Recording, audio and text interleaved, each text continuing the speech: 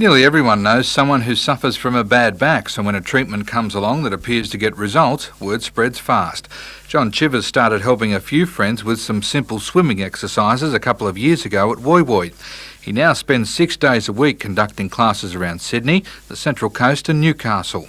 The former furniture removalist developed the program after trying to find ways to soothe his own aching back. I figured that if you could get comfortable in the water with a pool buoy between your legs and do some freestyle, if you got over on the back with flippers on and started to do some walking type steps lying in the water, you might be a sporting chance. And strangely enough, it worked.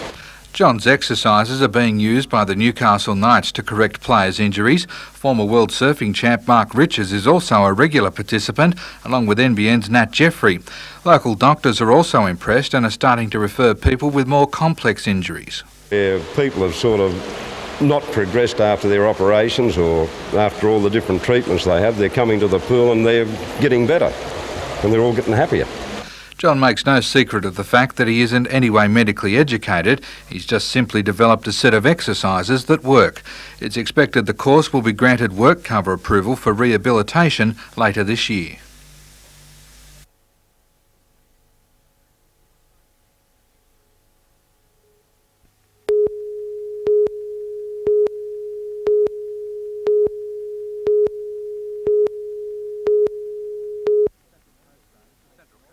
The Central Coast Zone takes in all the little athletics clubs from south of Lake Macquarie to the Hawkesbury River.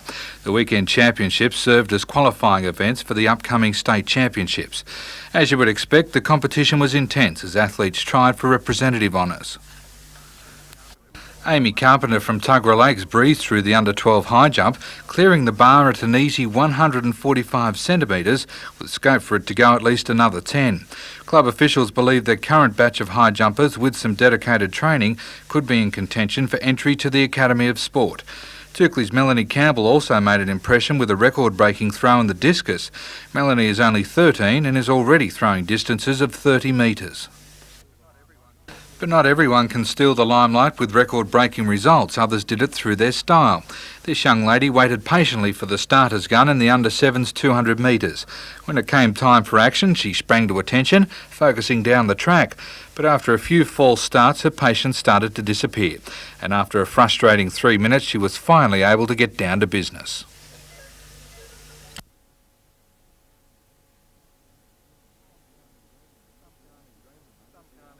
Some can only dream of the Sydney Olympics at the moment, realising technique is more important. Darren Curtis, NBN News.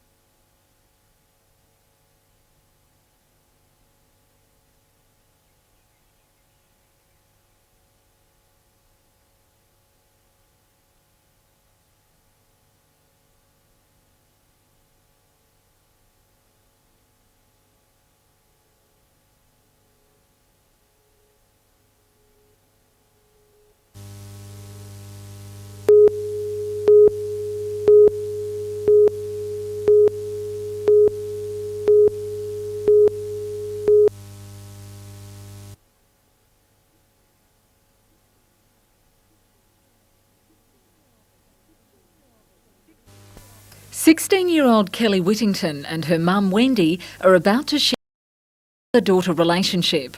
Through a special mature-aged re-entry program, Wendy has gone back to school to get her HSC. I think I wanted to have these 2 years for myself because I've been a mother for a long time and I'm a grandmother, so I thought I'd take this small time for myself. I think it's really good because she's doing something that she wants to for a change. Despite some first-day nerves, both Year 11 students have agreed to support each other, but the challenge is on.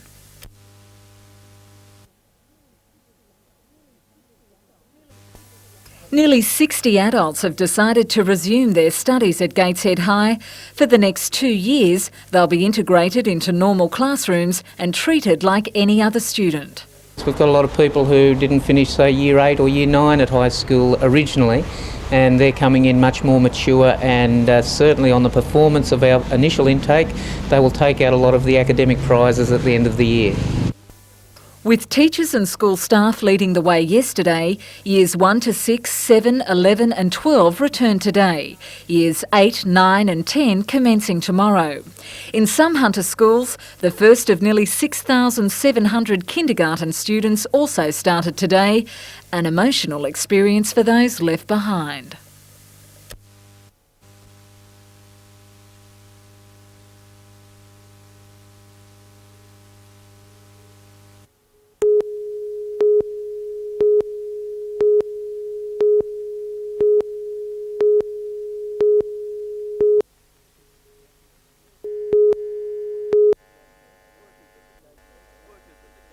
Workers at the Gateshead St Vincent de Paul depot were sifting through the goods today.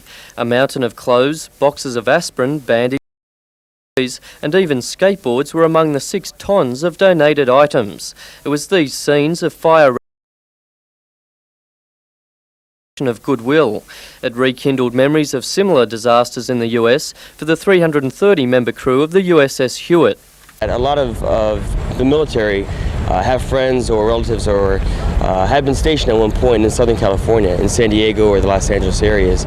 So there's a feeling of commonality and of empathy for the people here in Australia who went through the same thing. The massive collection came from the 20,000-strong US naval community based in Okasuka in Japan. After hearing that the ship was heading to Newcastle for last weekend's regatta, they loaded it with the goods to be given to the many victims of the fires. Jason Jornhoff, NBN News.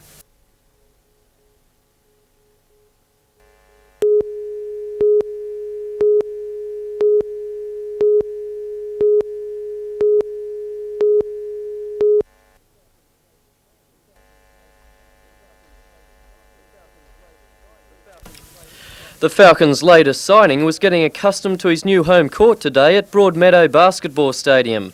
The lanky Victorian has garnered a reputation as a promising point guard. He's a good ball handler, very unselfish player, and he understands the point guard role. Michael has been playing basketball since he was 7. He's had a distinguished career, representing country Victoria and playing 2 seasons for Gippsland in the Continental Basketball Association. He's just returned from the USA, where he played for Illinois Valley in the tough junior college competition. Now he's hungry to make a step up to the NBL.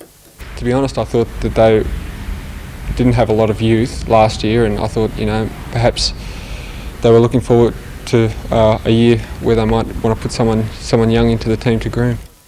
Michael will join the Falcons' 12-man squad, which began training next week. Coach Wiseman is confident about the team's prospects. Well, we finished 5th last year, and all we've said is that 5th isn't going to be good enough this year, so we've got to look at going better, and that puts us in the top 4, and when you're in the top 4 you have a chance of winning it all, so that's the direction that we're headed in.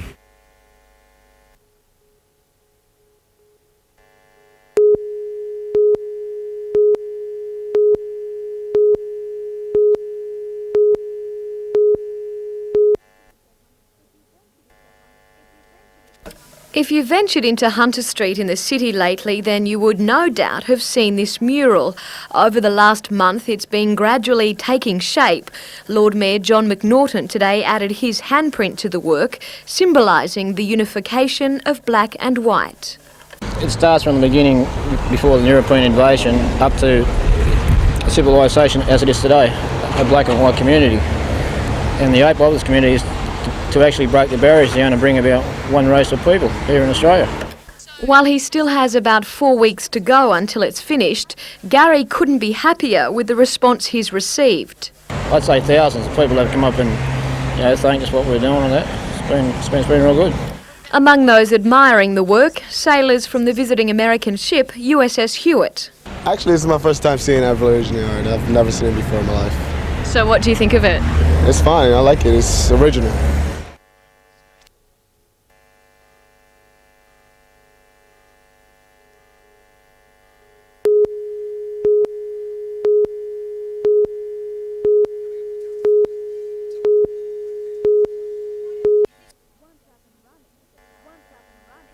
Once up and running, the power station will be capable of producing 12 megawatts of electricity from methane-fuelled gas turbines at its Turalba colliery. Manager for Oceanic Coal John Cascali said the methane gas in its present form is dangerous to mine workers and damaging to the environment. This project will remove a potentially dangerous greenhouse gas and convert it to more benign products, CO2 and water vapour. Although the initial outlay is an estimated $13 million, once established, the station will provide the power needed to run operations like this one at Macquarie Coal Preparation Plant at minimal cost. I think anything that can improve the viability of the mines in this area and contribute to a reduction in greenhouse gases is important. Rather than paying $3 million per year in power bills, the excess will be sold at a profit to Shortland Electricity. Liz Rogers, NBN News.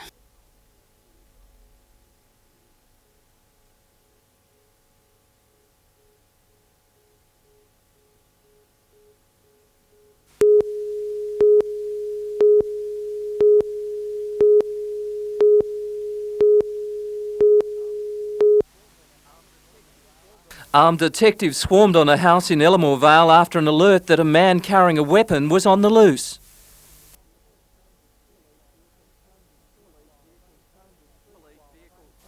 Police vehicles combed the streets while plainclothes and uniformed officers searched backyards. The alarm was raised just before 3. A parking officer found a man asleep in his car in the west end of Hunter Street. The officer noticed a .38 calibre handgun in the car. The sleeping man awoke and in a startled daze drove away, later dumping the car down the street. Police traced him to Ellamore Vale, where he was eventually apprehended. The 35-year-old man was charged with possession of an unlicensed pistol. Police have refused bail. He will appear in Newcastle local court tomorrow. Peter Ryan, NBN News.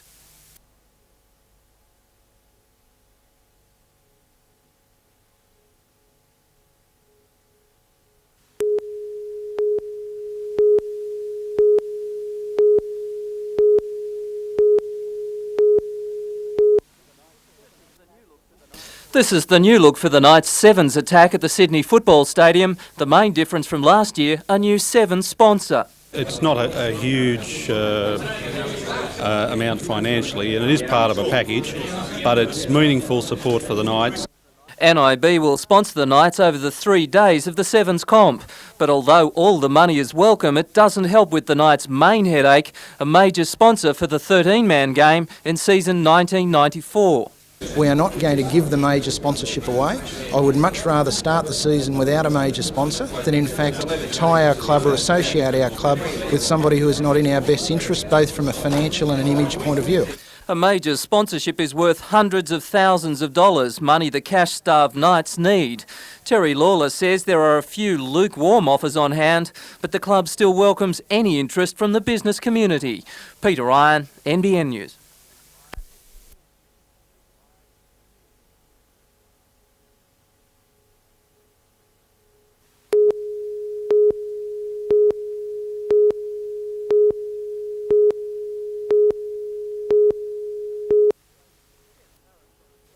Ken Harris from Australian Defence Industries inspected the MSB site on Newcastle Harbour. The plan is to convert it to a state-of-the-art shipbuilding yard, with the MSB moving to another depot. But to make the move, ADI must beat 3 other tenderers for the billion-dollar contract to build 6 mine hunters for the Royal Australian Navy. Today, Ken Harris gave a commitment. If ADI wins, not only will the hulls be built in Newcastle, they'll also push for as much work as possible to be done in the region. It's much better to be dealing with a local network of subcontractors and suppliers than dealing with other companies all around Australia. It's in our interest to do it that way. 350 jobs will be created on site, with a further 1,600 flow-on positions in the community. It's estimated more than $300 million will be added to the local economy. The people of Newcastle have been disappointed in the past with Navy contracts, but in this deal all 3 tenderers have said they'll base their work in the region. The question is how much of the total job will stay in the Hunter. A decision on the winning tenderer will be announced in 5 or 6 months. Peter Ryan, NBN News.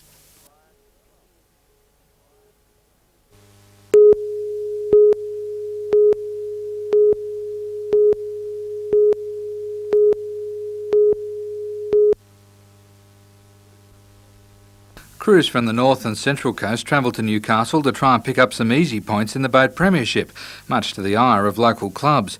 Tensions really surfaced in the under-18s final when Stockton and Terrigal collided. Stockton's sweep was knocked into the surf, allowing Cooks Hill to carry on and win.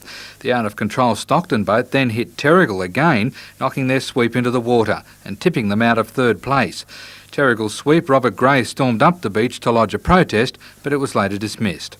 The Blue Caps got revenge in the under-21s, easily winning from Nobbies and Pacific Palms. On the beach, the final of the ladies' flags was a battle of youth and experience.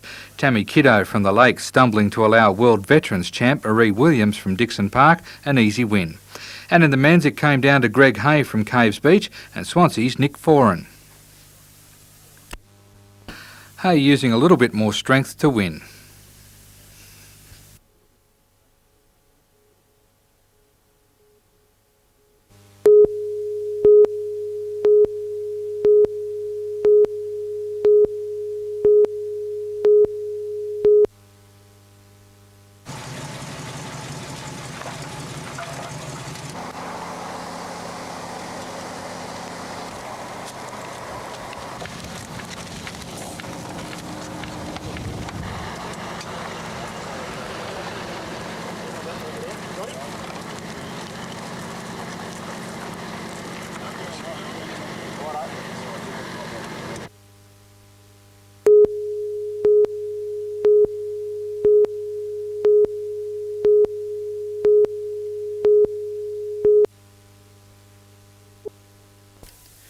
The Port Macquarie branch of the Labor Party was out in force at the Innes Tavern. It was a place where Liberals or Nationals would fear to tread, especially local National member Wendy Machin.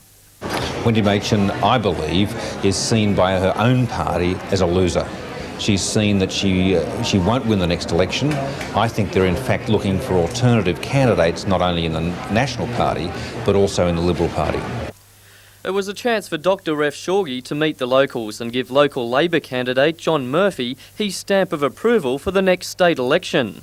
The State Labor Party believes dissatisfied country electorates will swing to them at the next polling day. This tonight is part of the launch of John Murphy's campaign. This is Port Macquarie is going to be the place where the next election's really going to be fought. It's not going to be fought in the city so much, it's going to be fought in country seats. The major issue facing the electorate is the area's health services. The Labor Party says it will address that problem and others. There's a number of issues that affect the area here. Obviously the hospital issue is a major one. But we also have the issues of the environment, the development of Tunbogan, of the canal development there. We have the problem of unemployment here. Jason Neuenhoff, NBN News.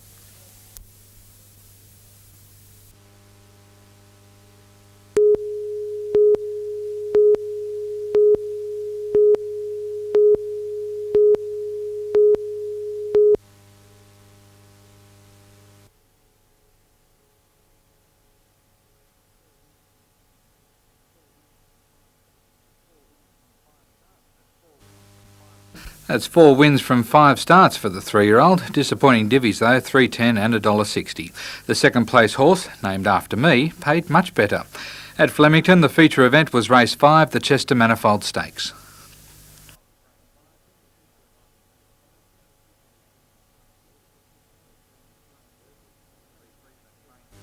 The Lee Friedman trained Durbridge, the winner, it paid $3.30 and $1.50. The Quinella $10.80 and the Trifecta $53.50. And harness racing tonight is at Maitland, and tipster Gary Harley recommends an each-way bet on number 2 in race 5.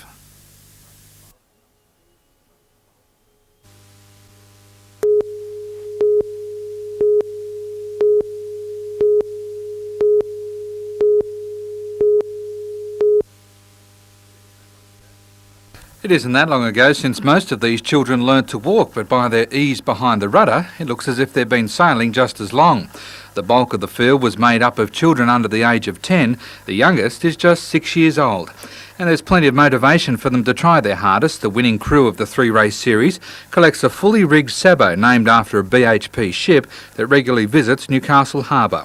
The race fleet is scattered with other sabos bearing the BHP colours, all the spoils of other previous winners. The 3 races are a combination of short and long course events, the winner determined by the best handicap score.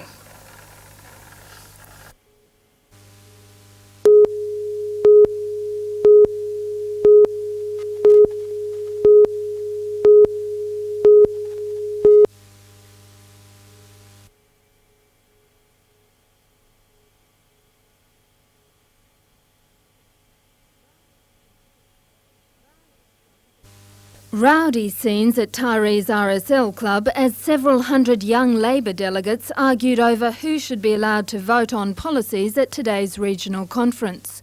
Metropolitan delegates from across the state weren't eligible, only those from regional areas. President Reba Ma says the heated exchange didn't spoil the conference.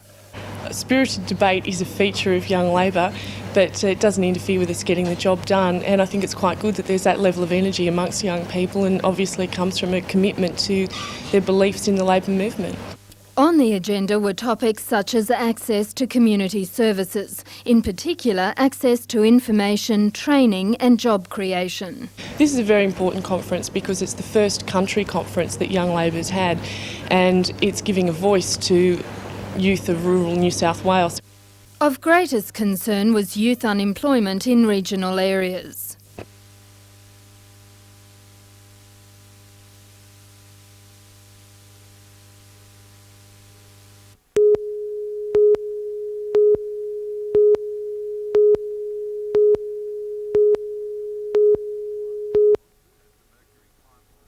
As the mercury climbed towards the 30s, officials say the track lost its pace and the time slowed markedly. But while the sprinters felt the heat, field competitors kept their cool. 15-year-old Adele Patel smashed the shot put record by nearly half a metre. Ben Demery stole the show though in the discus. The 7-year-old from Charlestown is nearly blind, but after months of training he finds his own way around the field, 1.1 metres. One of the older boys gained plenty of notoriety with the discus in another way. He threw it off the course and straight into the window of this four-wheel drive.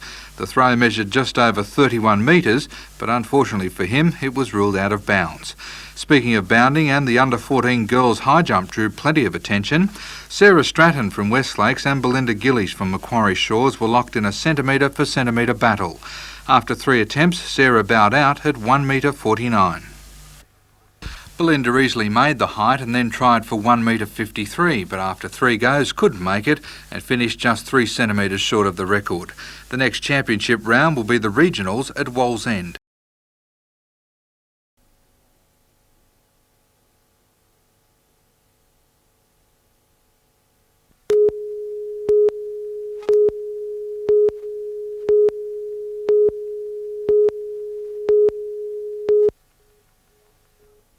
Meanwhile, the Falcons have done their time running around the park and are now into some serious fitness assessments. Today the team was put through an hour-long session as the coaches checked over the players' flexibility and strength. And as in every team, there's always someone who finds the shortcut. Paul Kuiper tried to claim 71 sit-ups for the minute, but a more realistic winner was Michael Johnson with 66. Marty McLean at this stage of the season appears to be the most flexible, recording a 28-centimetre shoulder elevation and just as long on the hamstring stretch. The team begin ball sessions this week, but they will all have to go through the fitness tests again before the first game next month.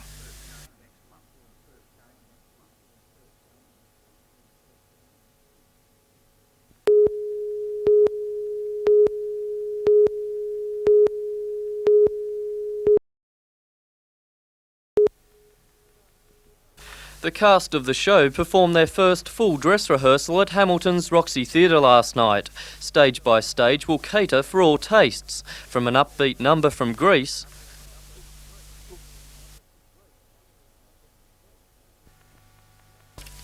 to a slower soul-searching song from Joseph and his amazing Technicolor Dreamcoat.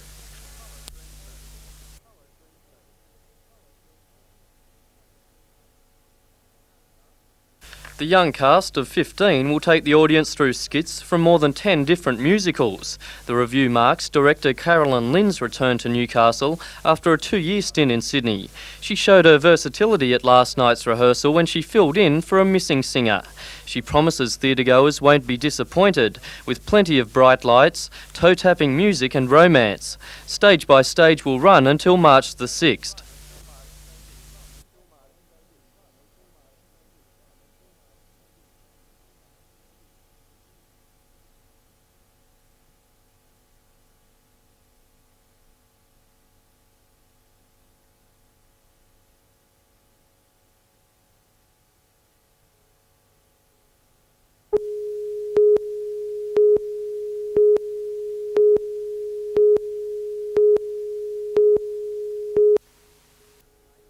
Work is underway on bridges at Mount Hall and Richardson Roads as part of the 6-kilometre $42 million bypass. Weather permitting, both spans should be complete by mid-year. RTA crews are clearing the way for foam and drainage lines along the path of the bypass, as well as establishing a detour road around Heatherbrae where a large roundabout will be built. A special consideration during the work will be tunnels for koalas to move freely beneath the new roadworks. The work is expected to be completed by mid-1997.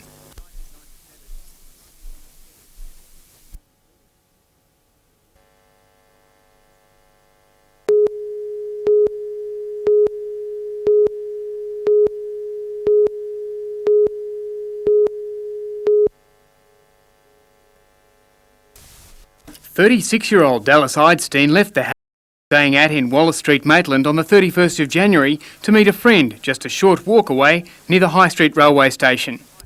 She's fairly well known. She's got a lot of friends around the area. She hasn't got much family here, but a lot of friends that are very concerned about her at the moment. Police say the woman was last seen wearing a white blouse and black bicycle pants and may have used the High Street pedestrian overpass the day she disappeared.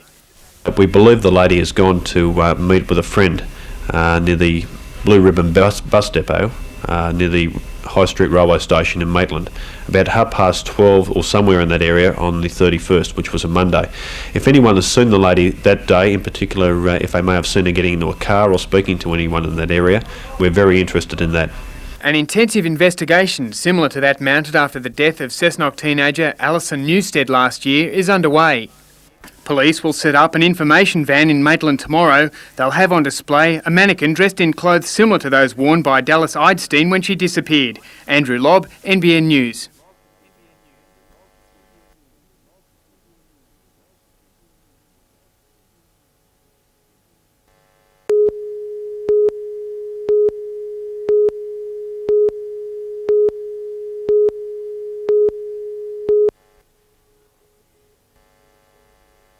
Following the airing of NBN's documentary Project Restart, which highlighted the advantages of a community well versed in CPR and resuscitation techniques, thousands flocked to their local ambulance stations to learn basic life-saving techniques.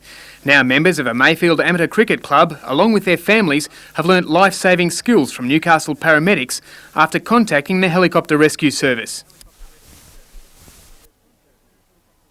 Basic CPR saved the life of a competitor in a Newcastle triathlon this morning. A 54-year-old man collapsed on leaving the water after the swim leg. What were the contributing factors to saving this person's life? Well, to start with, the early CPR done by bystanders and people at the scene where he's collapsed. Ambulance officer Mark Forshaw was quickly on the scene to complete the resuscitation with a defibrillator. The machines, otherwise known as packer-whackers, have been the centre of concerns in Sydney, where some operational difficulties have been reported. I haven't seen the problems myself here. The defibrillator that Kerry Packer donated to the ambulance delivers just what it was designed to do, a bloody good electric shock, and it does that, and it's saving a lot of lives here in the Hunter. So let's get that message out to people, keep the CPR up and wait for the ambos to get there with a defib, and we'll put a lot of people back into circulation.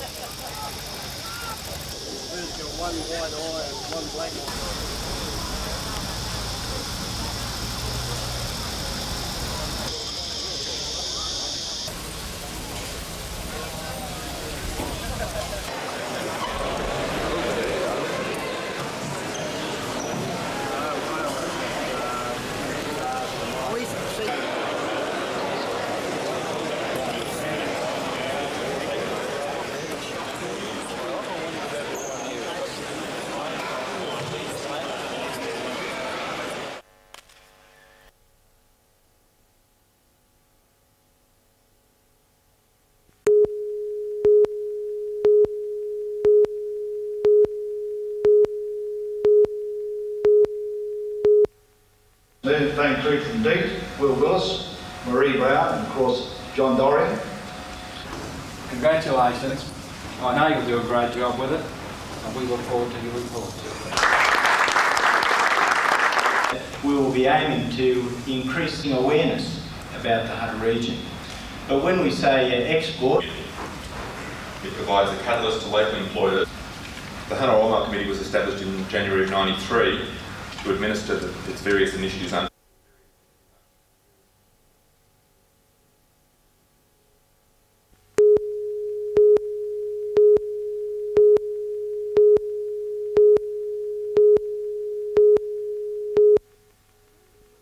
Senior Constable Dave Edwards is a beat police officer in the inner city. Friday and Saturday nights he comes across scores of juveniles drinking alcohol. Some are as young as 13. He and other officers have come to know the places where the teenagers most often go. Here behind the cathedral, the park is littered with bottles. Pacific Park in the east end of Newcastle is also a popular haunt. According to Senior Constable Edwards, they hide within the bushes, hoping they won't get caught. Police believe licensed premises are obeying the rules and the teenagers are getting the drink from a different source. Well, they're buying it or getting it from older teenagers who can get into licensed premises. They're 18, 19-year-old, and they're giving to them out in the streets or out in the parks like this. If someone is caught supplying alcohol to a juvenile, it's a hefty fine. Well, they can face a penalty of $2,000 per individual supply. So if a person supplies 3 or 4 juveniles with alcohol on that night and is caught, well, they could be up for about 4 times the amount, which is $8,000 maximum fine. Jodie McKay, NBN News.